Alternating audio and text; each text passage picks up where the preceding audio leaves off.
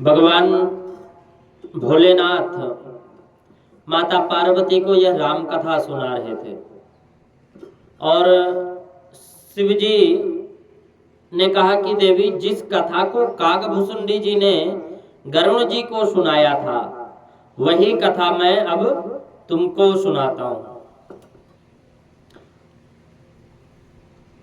इस कथा को सुनकर गरुण जी का मोह नष्ट हुआ था, परंतु राम कथा सुनते सुनते माता पार्वती की तृप्ति नहीं हुई, संतुष्टि नहीं हुई। उनकी अब और अधिक राम कथा श्रवण करने का मन करने लगा, इच्छा और तीव्र बढ़ी।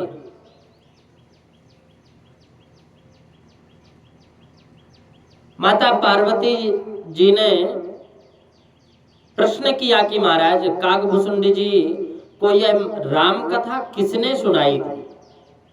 गरुण जी को मोह किस प्रकार हुआ? गरुण जी तो परमात्मा के वाहन हैं, फिर उन्हें मोह कैसे हो गया? भगवान भोलेनाथ कहते हैं कि गरुण महाज्ञानी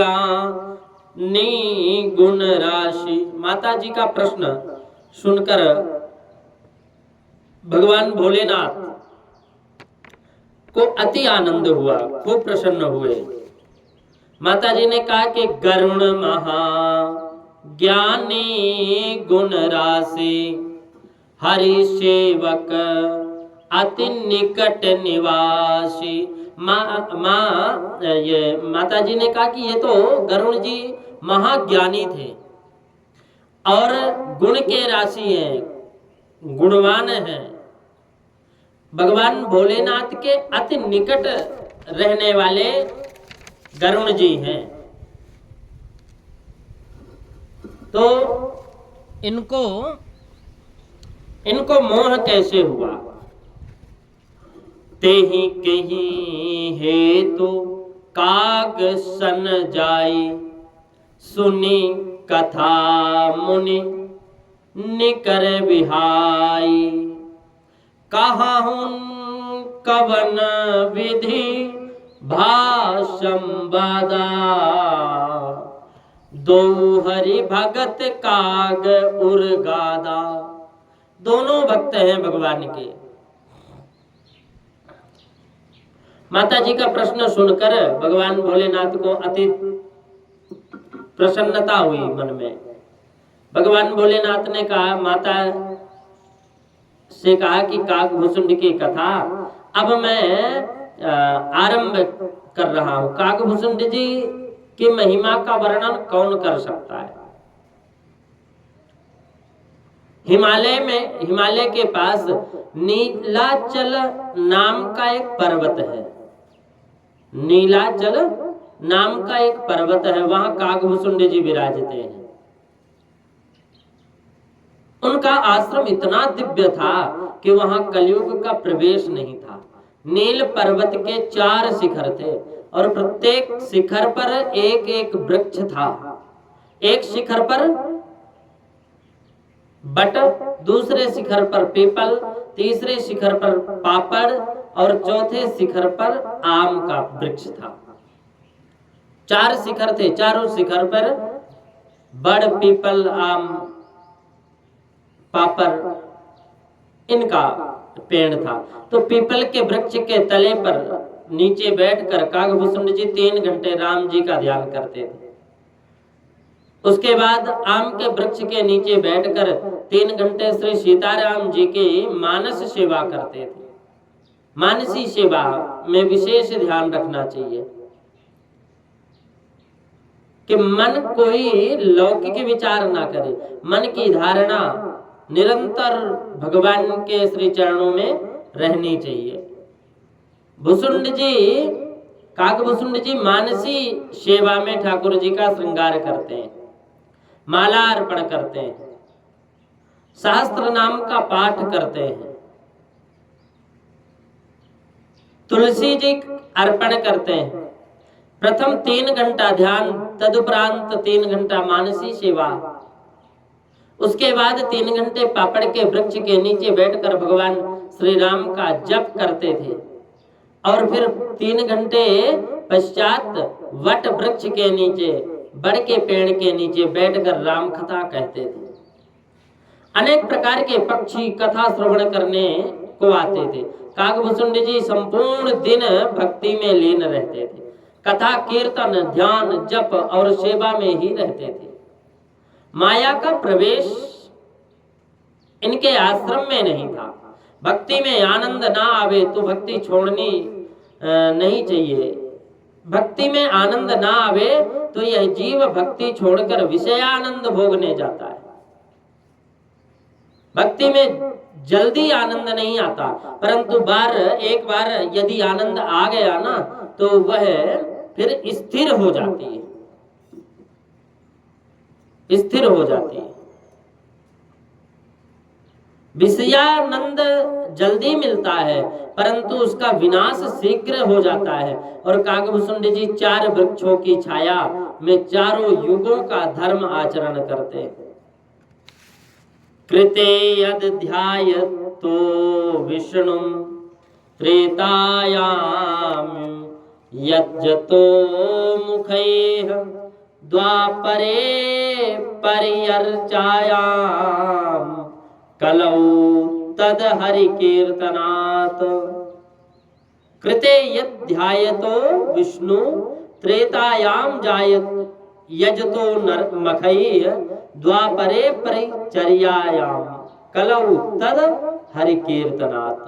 सतयुग का धर्म इस ध्यान है, त्रेता युग का धर्म है यजन, पूजा पाठ, और द्वापर का धर्म है सेवा, और कलयुग का धर्म है हरि कीर्तन।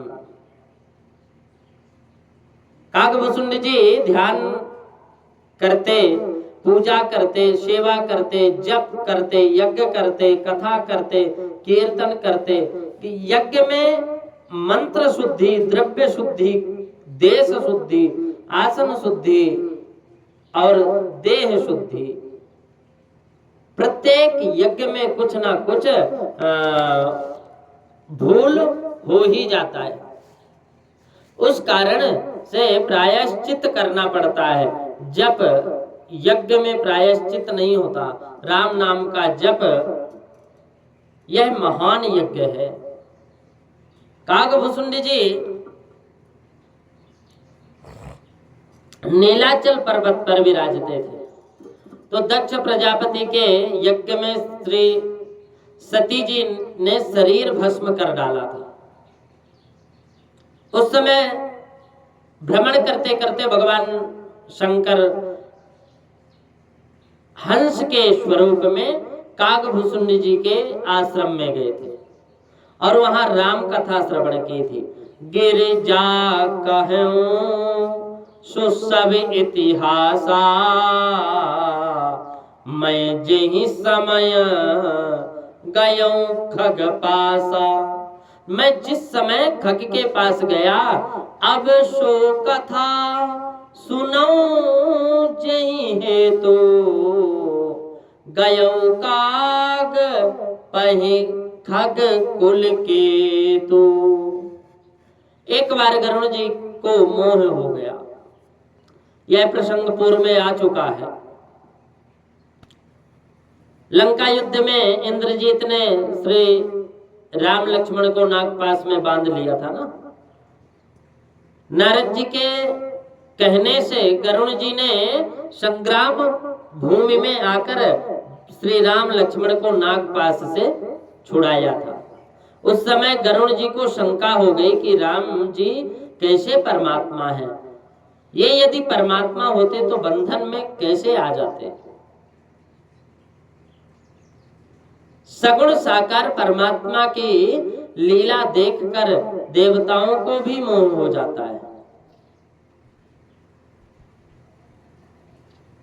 देवताओं को भी मोह हो जाता है। तो परमात्मा का वाहन गरुड़ जी को ऐसा लगा कि राम जी परमात्मा नहीं है।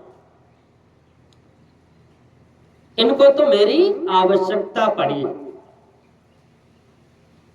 मनुष्य को आकर्षित करने के लिए ही परमात्मा मनुष्य जैसी लीला करते हैं। राम जी की लीला यह राम जी की का अनुग्रह है, परंतु पूर्व काल में सती जी को जैसा मोह हुआ था वैसा ही मोह गरुण जी को भी हो गया था। गरुण जी नारद जी के पास गए और शंका रखी कि राम जी परमात्मा नहीं है, राम जी भगवान नहीं है, ऐसा मुझे लग रहा है। नारद जी यह सुनकर हंसने लगे। सगुण परमात्मा की अटपटी लीलाओं का विचार जीव अपनी अल्प बुद्धि से कर सकता है। मनुष्य को आकर्षित करने के लिए परमात्मा मनुष्य जैसी लीला कर सकता है। राम जी की लीला राम जी ही जानते हैं, परमात्मा की लीला है। परंतु पूर्व काल में सती जी को जैसा मोह हुआ था वैसा ही मोह गरुड़ जी को भी हो गया था।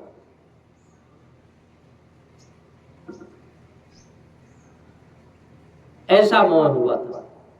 गरुड़ जी नारद जी के पास गए और शंका रखी। तो राम जी परमात्मा नहीं,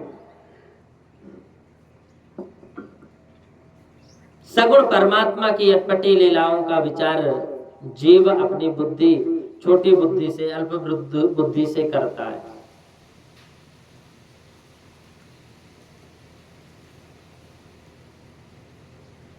राम जी की कृपा जिस पर हो जाए वो कृतार्थ हो जाता है।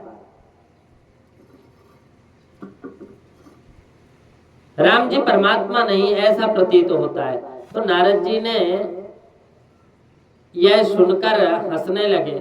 सगुण परमात्मा की अटपटी लीलाओं का विचार करते जीव अपनी अल्प बुद्धि से खोजता है।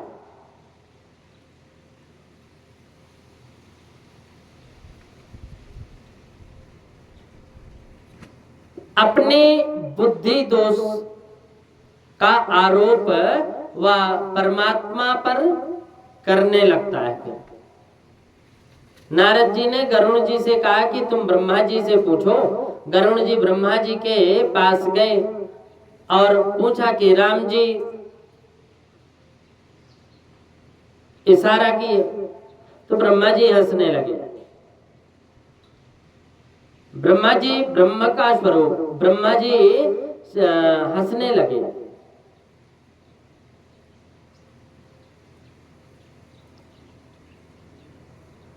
नारद जी ने गरुड़ जी से कहा कि आप ब्रह्मा जी से पूछो। गरुड़ जी ब्रह्मा जी के पास गए और पूछा कि ब्रह्मा जी हंसने लगे जब पूछा कि आज गरुड़ जी की बुद्धि बिगड़ी हुई है।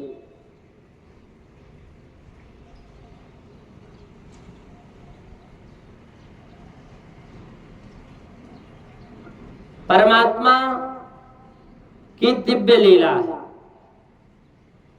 नारद जी ने गरुड़ जी से पूछा कि तुम ब्रह्मा जी से पूछो। गरुड़ जी ब्रह्मा जी के पास गए, वहां पूछा।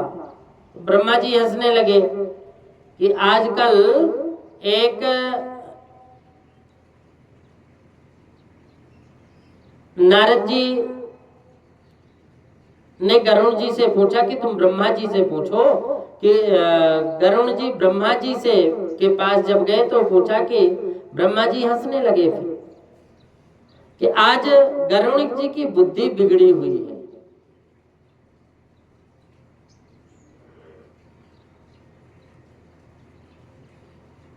ब्रह्मा जी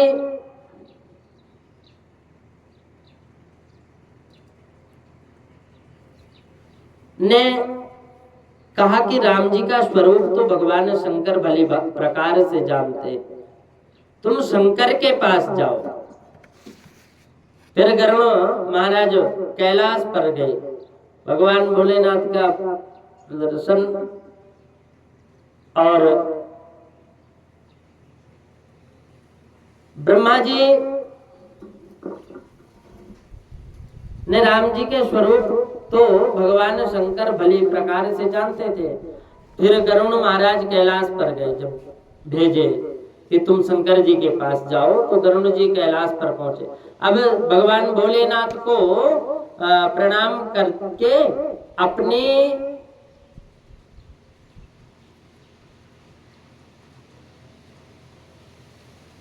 पक्षी की भाषा पक्षी ही समझ सकता है।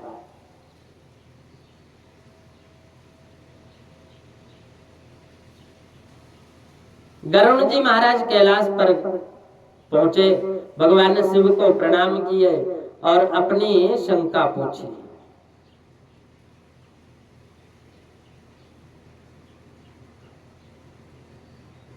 गरुड़ जी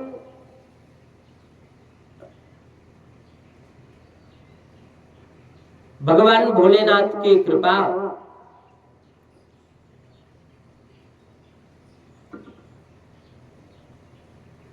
शिवजी महाराज ने विचार किया, इनको अभिमान जन्य मोह हुआ है। गरुड़ जी पक्षी है, काकभूषुंड जी भी पक्षी है, तो पक्षी की भाषा पक्षी समझता है।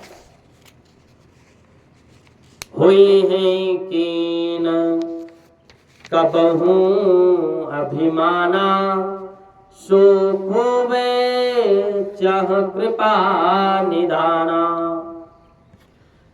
कछुत ही ते पुनि मैं नहीं राखा, समुझे खग खग ही कई भाषा। परमात्मा ने ऐसी कृपा की है कि जो जिसकी भाषा समझ पाए। राम जी ऐसी कृपा करते, पक्षी की भाषा समझता है, तो कहते हैं कि पक्षी की ही भाषा में काकभूषुंड जी महाराज जब राम कथा कहेंगे तब गरुड़ जी को समझ में आएगा। हुई है कीन कबहू अभिमाना, सुख होवे चाह कृपा निधाना। कछुत ही ते पुनि मैं नहीं राखा, समुझे खग खग ही कई भाषा। प्रभु माया बलवंत भवानी, जाहि न मोह कवन अश ज्ञानी। कहते इस कारण से भगवान भोलेनाथ ने गरुड़ जी से कहा कि नीलाचल पर्वत पर काकभूषुंड जी महाराज राम कथा कर रहे हैं, वो करते रहते हैं राम कथा, तुम वहां जाओ और तुम्हारा संदेह दूर हो जाएगा। गरुड़ जी महाराज काकभूषुंड जी महाराज के आश्रम में आए। आश्रम में जैसे ही प्रवेश किया कि हृदय में द्रवित हुआ और गरुड़ जी के अंदर में विश्वास हो गया कि राम जी ही परमात्मा है। मेरी ही बुद्धि बिगड़ी हुई थी। काकभूषुंड जी महाराज के आश्रम में प्रवेश करते ही अज्ञान दूर हो गया। आश्रम में जहां भजन होता है वहां दिव्यता आती है, शांति आती है और उसके साथ साथ स्वभाव बदल जाता है।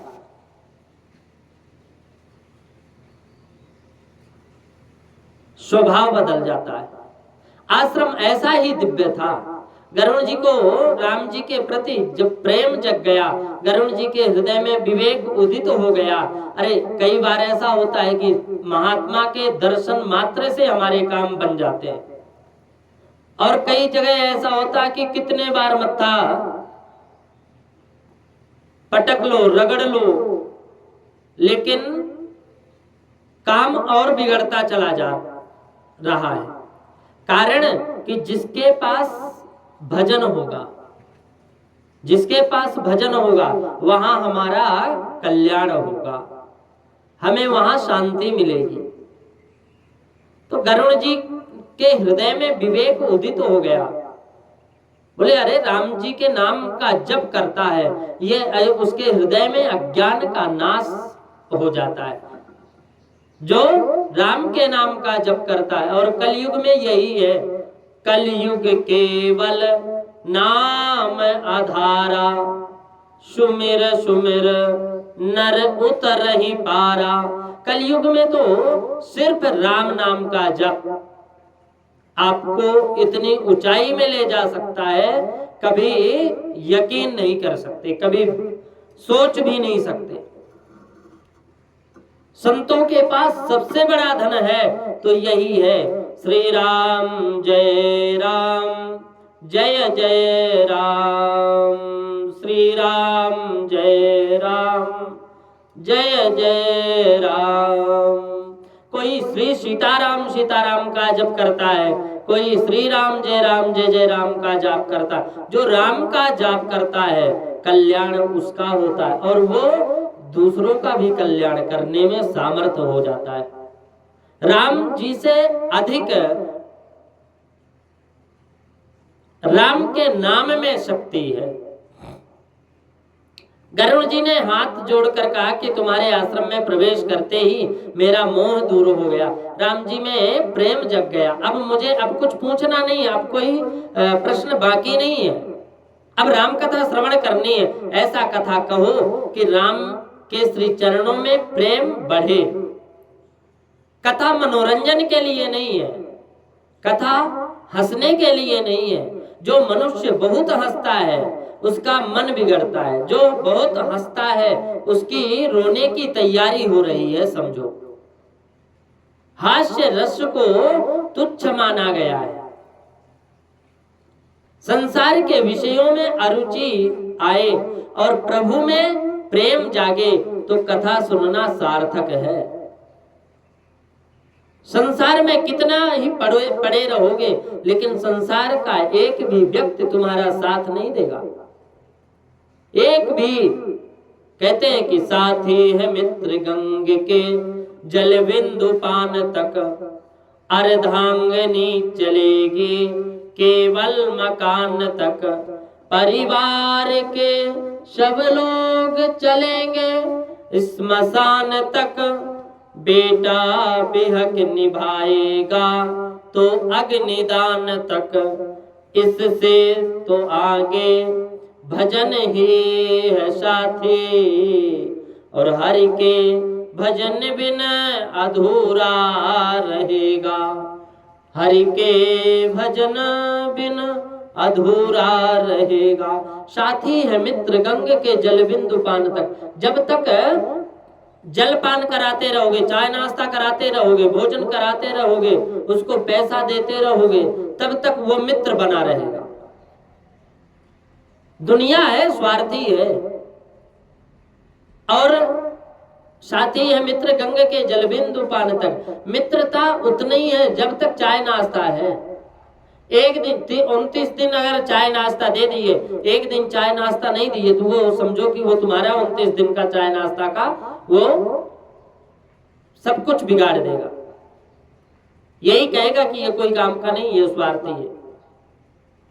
इसलिए साथी है मित्र गंग के जल बिंदु पान तक। अर्धांगिनी जिसको आधा अंग कहते हैं, पति का आधा अंग पत्नी है, पत्नी का आधा अंग पति है, तो अर्धांगिनी चलेगी केवल मकान तक, मकान के गेट तक ही जाती है पत्नी, उसके आगे फिर कोई नहीं जाता जब तुम्हारा शरीर पूरा होगा। परिवार के सब लोग सिर्फ स्मशान तक जाएंगे, ये तो गाड़े जाओगे या फिर जला दिए जाओगे,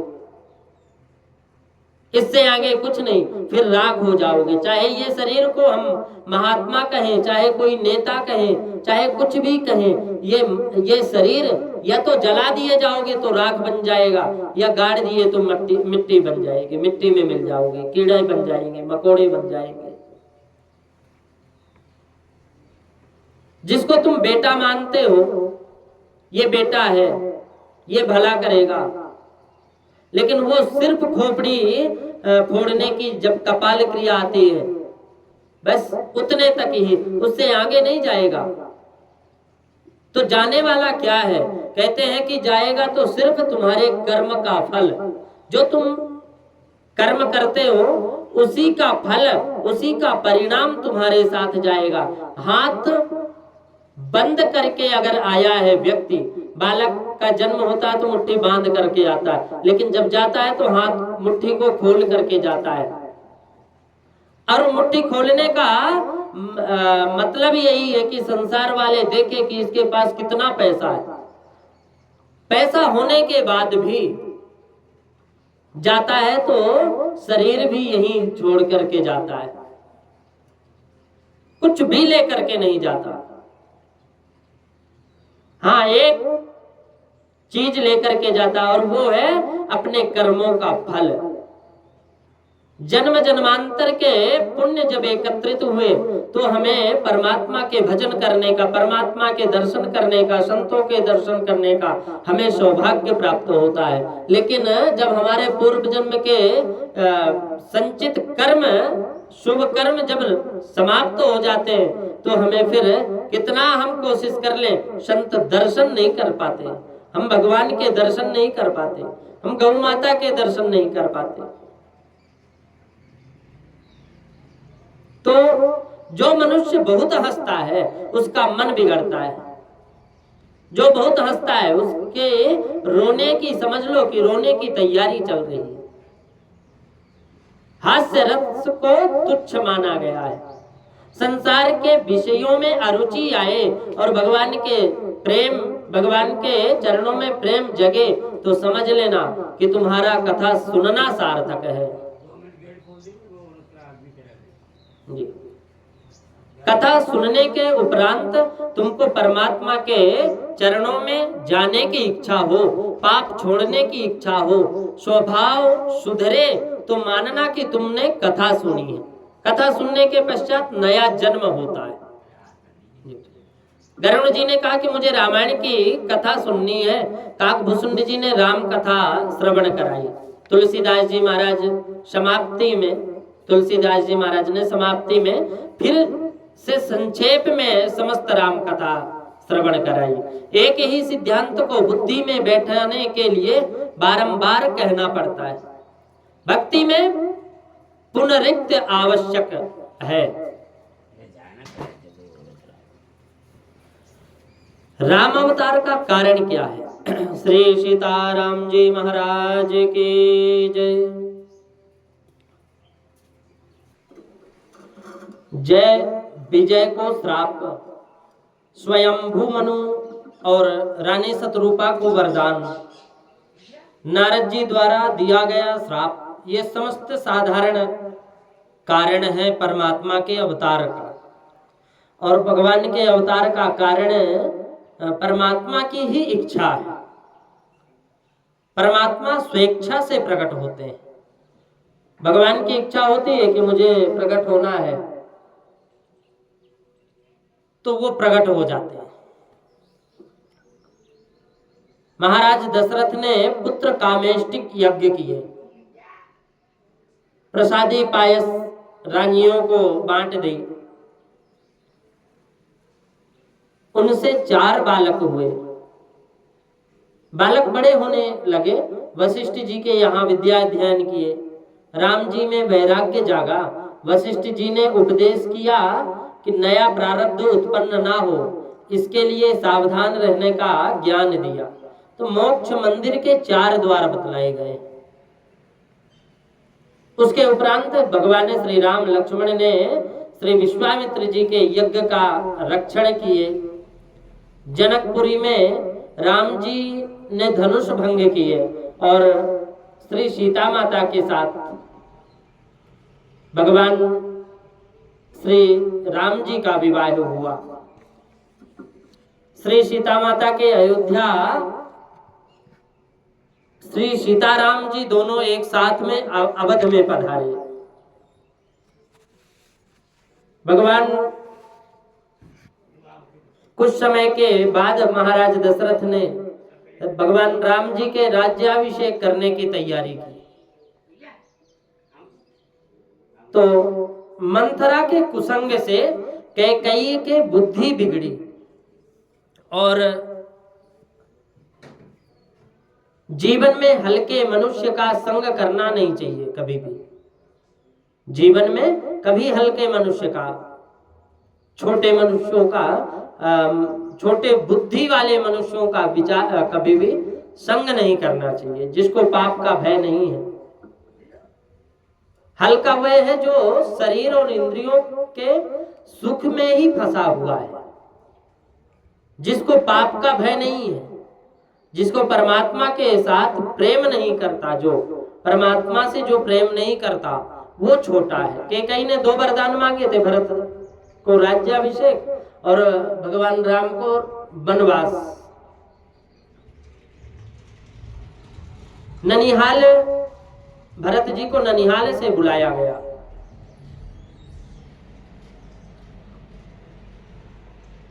भरत जी को ननिहाल से बुलाया गया। भरत जी ने आकर श्रद्धाधिक विधि से भरत जी ने राज्य स्वीकार तो कर लिया।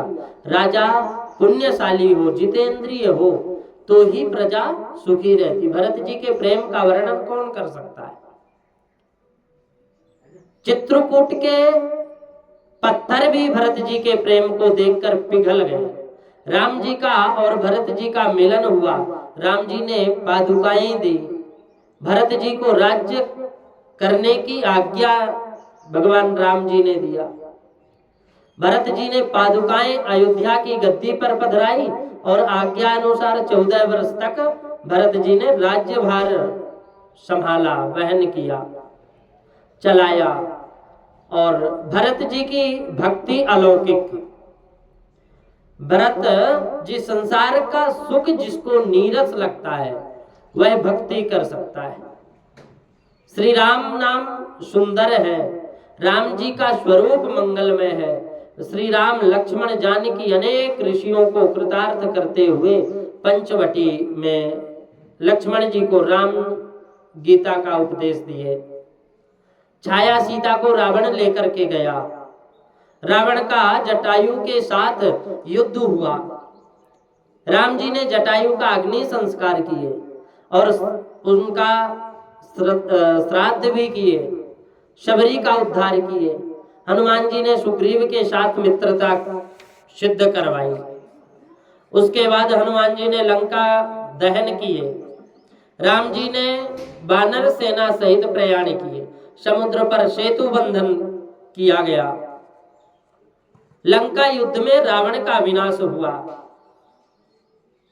राम जी, लक्ष्मण जी और सीता माता और समस्त वानर सेना सहित पुष्पक विमान में अयोध्या के लिए आए, अयोध्या पधारे। वहां राम जी का राज्याभिषेक हुआ। सीता जी के साथ सुवर्ण सिंहासन पर भगवान श्री राम जी विराजमान है। राम कथा सुनकर गरुण जी को अत्यंत आनंद हुआ। राम कथा का एक एक अक्षर पापों को भस्म करता है, एक एक अक्षर। गरुण जी ने कहा कि मुझको मोह हुआ है, यह अच्छा हुआ है, राम जी कथा सुनने का मुझे परम लाभ मिला। काकभूषण जी ने कहा कि गरुण जी आप तो प्रभु के लाडले हो, आपको कभी मोह उत्पन्न हो ही नहीं सकता। ये तो समस्त श्री राम की लीला है। मेरे जैसे को मान बढ़ाने के लिए उन्होंने यह लीला की। गरुण जी, यह संसार मायामय है। इस संसार में जो आता है माया उसको कलंक लगाती है। माया भयंकर है। ऐसा कौन है जिसके एक बार भी कामदेव ने पागल ना किया? ऐसा कौन है जिसके बार एक बार भी जो क्रोध हृदय में ना किया हो, उसका हृदय ना जला हो क्रोध से? पुत्रैषणा, द्रव्यैषणा, लोकैषणा, किसको मलिन मति नहीं कर देती, किसको नहीं बना देती मलिन मति? चिंता रूपी सर्पणी किसको नहीं डसती? काम, क्रोध, लाभ, मत्सर, मोह, ये सब माया के परिचारक हैं। या ज्ञान को माया गिनती नहीं है, बड़े बड़ों को वह भुलावे में डाल देती है। यह माया राम जी की दासी है। जो राम जी की सेवा करते हैं उनको माया त्रास नहीं देती। माया स्त्री है, ज्ञान पुरुष है, ज्ञान को माया गांठती नहीं। ज्ञानी नाम महामाया प्रयच्छति, ज्ञानी नाम इति शब्देन भक्ता नाम वयच्छेदः। ज्ञानियों को माया सताती है, परंतु माया और भक्ति दोनों स्त्रियां हैं। स्त्री स्त्री पर मोहित नहीं होती, भक्ति माया से मोहित नहीं होती। माया भक्ति से डरती है। जो भक्ति करता है माया उसको त्रास नहीं देती, उसको कष्ट नहीं देती। कारण भक्ति राम जी को अति प्रिय है, जबकि माया राम जी की विचारी दासी है। मोह न नारी नारी के रूपा, पन्ना पन्न गारे यह रीत अनुपा।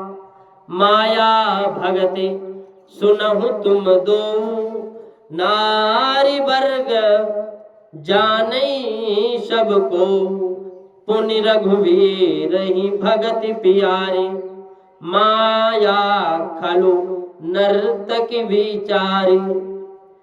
भगत ही सानुकूल रघुराया, ताते ते ही डरपति अति माया।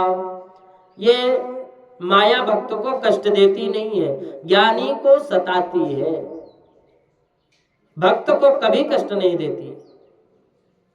गरुण जी तुमको ही मोह हुआ हो ऐसा नहीं है। एक बार माया ने मुझे भी त्रसित किया है। मुझे अपने अनेक जन्मों की कथा याद है। मेरे इष्ट देव बालक राम थे। इष्ट देव मम बालक रामा, मेरे राम जी इष्ट देव थे। बालक राम, बालक जल्दी राजी हो जाता है ना, उसको जरा सा देने पर भी वह प्रसन्न हो जाता है। मैं पूजा तो सीताराम जी की करता हूँ, परंतु मुझे तो बालक स्वरूप ही बहुत अच्छा लगता है।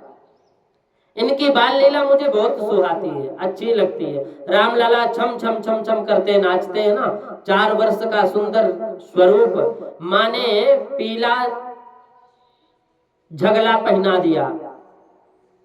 मुझे इस स्वरूप से के साथ खेलना बहुत अच्छा लगता है। प्रभु ने एक बार मेरे साथ लीला की। रामनवमी के दिन मैं अयोध्या जाता हूँ। काकभूषुंड जी कहते हैं कि मैं नवमी के दिन, रामनवमी के दिन अयोध्या जाता हूँ। आंगन में राम जी की जूठन पड़ी हुई मिले तो मैं खा लेता हूँ। राम जी को वंदन करके उनके पास जाता हूँ तो राम जी दूर भागने लगते हैं। मैं दूर जाने लगता हूँ तो राम जी रोने लगते हैं और मुझे मालपुआ दिखाने लगते हैं। मेरे साथ राम जी इसी प्रकार लीला करते रहते हैं। राम जी के साथ ही मैं खेलता हूँ। मेरे ऊपर राम जी की अत्यंत कृपा थी, परंतु किसी को भी इसका पता नहीं था। महाराज दशरथ अथवा कौशल्या माता, किसी को भी पता नहीं था ये भेद का। मैं नित्य प्रतिदिन राम जी के साथ इस प्रकार खेलता था। एक दिन मुझे शंका हुई कि ये राम बालक है अथवा परमात्मा है। मैं आकाश में उड़कर जाता हूँ तो राम रोने क्यों लगते हैं। मुझे शंका हुई तो राम जी परमात्मा नहीं है ऐसा लगा। उसी समय मैं आकाश में उड़ा तो राम जी ने मुझे पकड़ने को अपने हाथ लंबे किए। मैं आकाश में उड़ता जा रहा हूँ, उड़ता उड़ता ब्रह्मलोक तक चला गया। मेरे पीछे पीछे राम जी की भुजाएं जाती रही और मैं जहां जाता था वहीं राम जी की भुजाएं मेरे पीछे आ रही। राम जी की भुजाएं और मैं 2 अंगुल का अंतर था। यह जीव निर्माण अथवा निर्मोह बनता है, तभी प्रभु के हाथों में आ पाता है। राम जी के अलौकिक ऐश्वर्य का मुझे ज्ञान हुआ। राम जी की उंगली अत्यंत कोमल थी, हाथ में कंकड़ धारण किए हुए थे। इस दृश्य से मैं बहुत घबराने लगा। ब्रह्मलोक तक गया हुआ था, वहां से सीधा अयोध्या में राम जी के आंगन में आकर के मैं नीचे गिरा। राम जी ने मुझे देखकर हंसने लगे। मुझे ऐसा अनुभव हुआ कि मैं राम जी के पेट में चला गया। ब्रह्मलोक, कैलाश, मेरा नीलाचल पर्वत, सभी स्थानों को मैंने राम जी के पेट में देखा, राम जी के उदर में देखा। जो घड़ी में, दो ही घड़ी में समस्त ब्रह्मांडों के दर्शन मुझे हो गए। इस सब को देखकर मुझे अत्यंत आश्चर्य हुआ। तभी सभी लोग भिन्न भिन्न दिखाई पड़े, परंतु सब में मुझे बालक राम एक ही दिखाई दिए। मैं थक गया, घबराया हुआ। उसी समय प्रभु ने थोड़ी सी जरा स्मृति हास्य की है ना, और मैं राम जी के मुख में से बाहर निकला। मैं उनके चरणों में गिर पड़ा। राम जी ने अपना हाथ मेरे मस्तक पर पथराया और मुझे अतिशय आनंद हुआ।